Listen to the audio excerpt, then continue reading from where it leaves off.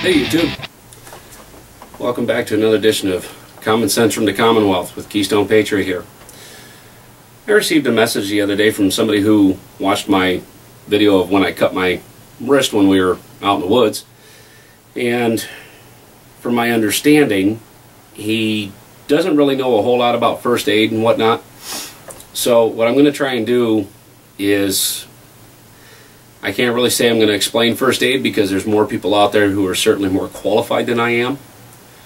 I am certified in first aid, CPR, and AED. But from my understanding of his question, he wanted to know, I guess, the basics of what he should have on hand. I don't know his family status and whatnot. But like me, you know, I've got several kids, so I have to do things a little differently than most normal people do. So what I'm going to do is I'm going to do a basic breakdown, I guess, some suggestions that I have for some of the bare basics you should have on hand as far as first aid supplies go. Jared, this video is going out for you. I'm glad you asked me. Like I said, I'm certain that there's a lot more people out there who are more qualified than I am. But I'm going to go ahead and I'm going to tell you what I have on hand in my house for myself and my family. This isn't by any means a comprehensive guide as to what I have. I have a lot more than what I'm going to show you. But these are, I guess, kind of like the bare basics of what you should have. As you can see here, I have what looks to be like a tackle box, kind of all done up. And that's basically what it is. Now when you have young children, you got to kind of bring things down to their level. So as you can see, I have the universal first aid sign, the Red Cross, and what I did is on this box I used 2-inch reflective tape to make the crosses and to also put on the little highlights. I don't know if they're going to reflect in the video or not, but if they do, all the more better. I put these on there so that way, one, especially with the Red Cross, it's easy to identify. And two, if the power should happen to be out for any reason, I've got my flashlight in hand, or anybody's got a flashlight in hand, they're going to be able to find this very easily by the reflection of the tape. Now, like I said, this is not a comprehensive collection of what you should have. This is just a basic box of what I have. Up here I have two different sizes of rolled gauze. I have ace bandages, I have varying types of normal band-aids, medical tape, I have alcohol prep pads, and along those lines too, I also have 100% tea tree oil, and I also have Mercoclear. This is a real good antiseptic and anesthetic. It helps to relieve the pain wherever you may be hurt. I also keep dressing bandages, gauze sponges. I keep surgical dressings. Now, along the same line as I try to do these videos at 2 o'clock in the morning, I try to tell people to think a little bit more practically. I have to do things on a poor man's budget. So I have to be kind of innovative with what I do. I don't have the money to go out and afford name brand stuff. I find stuff on deals. I scavenge around. I hit the dollar stores. I hit the local supermarts. You know, any place I happen to be in, I always take a look around and see what I can find. Now along the lines of like these surgical dressings and gauze sponges and whatnot, a good replacement for these, or a good standby for these, and I know some of you macho men out there may not like this thought, but if you've got a heavy bleeding wound, throw a maxi pad on it, a Kotex pad, fragrance free obviously. I don't think you're going to want to smell like a summer breeze, but they are very good at what they do. Obviously it's absorbing a lot of fluids. It can help quelch the bleeding long enough to get professional medical attention. If you're not sure of anything, I try to advocate very strongly. Go talk to your family doctor. If you have any allergies, anybody in your family has allergies, you're going to need to know those types of things. the training that you can get from getting your first aid, your CPR, and your AED certification, if you don't really know a lot of that stuff, can be very beneficial, not only to you and your family, but to somebody just on the street maybe. You know, you could end up saving their lives. Along with bandages, I also have these tubes of, this is called liquid skin. I got this at the dollar store, the Dollar Tree actually. There are 2 ampules of it for $1. Again, you know, I got to think practical, cheap. I also have Benadryl caplets in here. I have anti-diarrheal caplets. I have finger splints. Gauze sponges. Q-tips, very good for cleaning abrasions and getting the dirt out of minor wounds and whatnot. Again, more gauze sponges. The surgical dressings.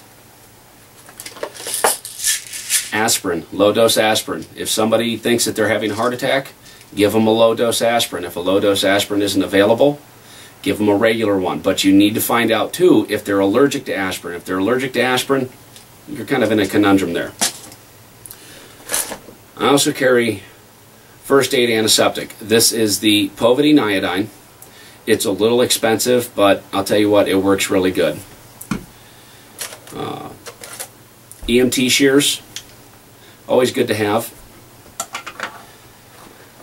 Now, I mentioned before, as far as cleaning out wounds and whatnot goes, in my last video, I use the alcohol wipes, as you saw.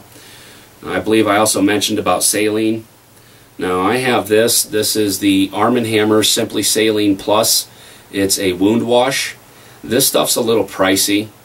You know, I can't recommend really going out and spending that kind of money on this. But I did anyways. Something like hydrocortisone cream for bug bites, rashes, itches, things like that. I also have here a cravat or a triangular bandage. It's good for if, you know, somebody hurts their arm or whatever, you can use it as a sling. I also keep in here tongue depressors. They're not just good for kindergarten arts and crafts anymore. You can use them for finger splints, whatever the need may be. I also carry a saline nasal spray. This is just saline water. It's really not much different than what's in here. It's just that there's no aerosol behind it. Vinyl or nitrile gloves. Don't use latex anymore because there is a growing latex allergy throughout the world. Some people are lethally allergic to latex. So I highly advise either getting the blue or whatever color nitrile gloves or even the vinyl gloves. These were 88 cents a box. A lot of these bandages and whatnot, I actually just went to the Super Mart and they had a big bin set up in the middle of the aisle near the cash registers. And it was just full of everything for 88 cents. That's where I got the Benadryl caplets, the anti-diarrheal, a lot of the bandages, the tape, things like that. And as far as, I bought this because I figured it was kind of funny, a little comical perhaps, but along the lines of the saline, if you need to flush a wound, now some places you're not going to be able to find bottles of saline. So you got to be kind of creative. And what I picked up was for 88 cents was a ready-to-use saline enema. Now, as comical as this is going to sound, this is for even the assholes that get hurt out there. Like I said, as funny as it sounds, but there's a bottle of pure saline ready to use to flush a wound. Okay?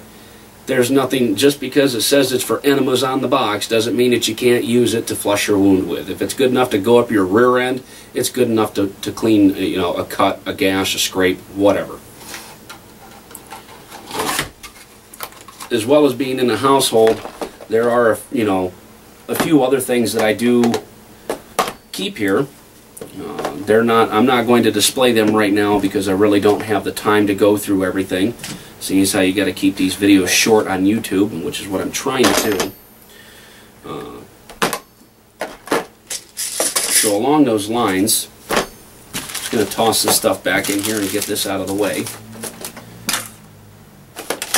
Some other things that I keep in the house, right along with my first aid supplies and whatnot, and even in the medicine chest,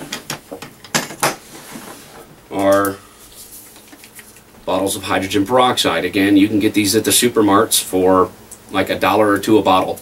These are the big, I believe these are 1 full quart bottles. Isopropyl alcohol, you can get it in 70 and 92 or 94%, I believe. Again, $1 or $2 per bottle. I also purchased a little while ago, because I'm not very familiar with using a manual blood pressure cuff, I bought an automatic one. This one will tell you not only your blood pressure, but it also does your pulse. The reason I went with this is obviously, one, I'm not sure how to operate a manual one. I haven't been trained with them. But I do understand the readings that come out for blood pressure. So while this thing is doing its job in 30 seconds of getting me somebody's pulse and also their blood pressure, I could be working on any physical trauma that they may have. So, and I think I only paid maybe 25 bucks for this, and it operates on AA batteries.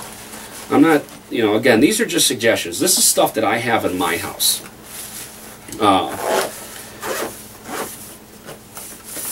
Along with your first aid, I picked this up at the local department store, or whatever you want to call it again, the supermart. This is a fire extinguisher. Now, it may not sound like it really goes together with a first aid kit, but for its size and what it does, hey, it doesn't hurt to have it right alongside or even attached to your first aid box. It's a small investment that can make a difference. A few other things, I mean, I don't know, especially Jared, if you have kids or not, but I know any man that's out there that works his butt off for a living has encountered what a lot of people I know affectionately refer to as swamp ass. Guys, you know what moisture can do to you. I don't need to say any more. I like to keep this on hand. This is called anti-monkey butt powder. And I'll tell you what, I've used the Gold Bond, I've used talcum powder and everything else. This stuff is awesome. You just can't beat it. And because I have boys in my house, and one of them is still rather young, I have baby anti-monkey butt powder. Good for diaper rash, the whole 9 yards. The regular anti-monkey butt, it's good for us guys. Trust me. And any of you folks that watch my video, if you've ever been in the military, especially anybody who's been stationed overseas, fighting in Iraq or Afghanistan, you'll understand where I'm coming from when I talk about the importance of staying dry. Jared also asked a question about a blowout kit, what he calls a blowout kit. I'm assuming it's an immediate trauma kit. I'm going to research a little bit on that, but what I'm also thinking of doing is talking to one of our fellow YouTubers by the name of Patriot Nurse, and see if maybe she can work something up. From her point of view, I believe she's an emergency trauma nurse. I could be wrong, but I do know that she's a nurse. I know she's talked about such topics as gunshot wounds and stab wounds and things like that. But I'm going to see if I can not really pass the buck, but get a little help from her. She's very knowledgeable in her field. So I'm going to leave that at that. Maybe some point down the road, I'll go a little bit more extensively into as to what I have in my home, aside from just what I've shown you. But for right about now, that's about all I've got, Jared. Especially at, again, 2 o'clock in the morning. So we'll leave it as it is, and if you have any more questions, let me know. Again, to anybody who's watching, please subscribe, rate, or comment. I greatly appreciate it. Thank you.